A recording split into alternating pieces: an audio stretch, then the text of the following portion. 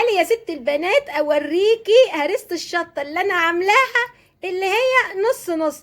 نص نص يعني ايه يا مرمر؟ اقول لك نص نص يعني ايه. بص يا ست البنات، الايام دي بقى الفلفل الاحمر في السوق كتير قوي يا بنات.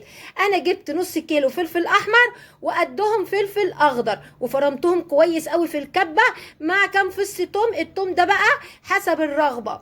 وحطيت طبعا الكمون والكزبره والملح. طبعا مش هتحط شطه لان هو فيه فلفل حراق.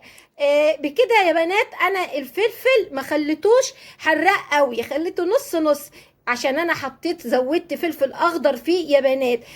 صدقوني الوصفه دي بقى بتنفعني لما بعملها على بعضها، بحطها في برطمان واحطها في التلاجة، بتنفعني قوي قوي يا بنات. وانت بتعملي اي اكله كده بتاخدي معلقه من البرطمان وتحطيها في الاكله بتاعتك وانت بتعمليها، بجد يا بنات بتبقى تحفه.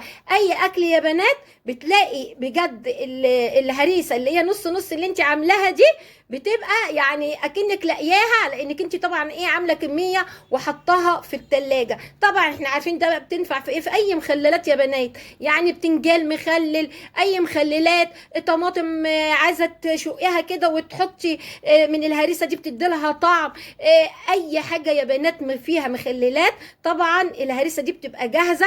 وهي برضو زي ما انا قلت لك هي ولا مشطشطه قوي ولا هي بارده قوي، يعني زي ما بقول لك كده نص نص. اعمليها على بعضيها هتوفر معاكي الوقت ومش هتندمي.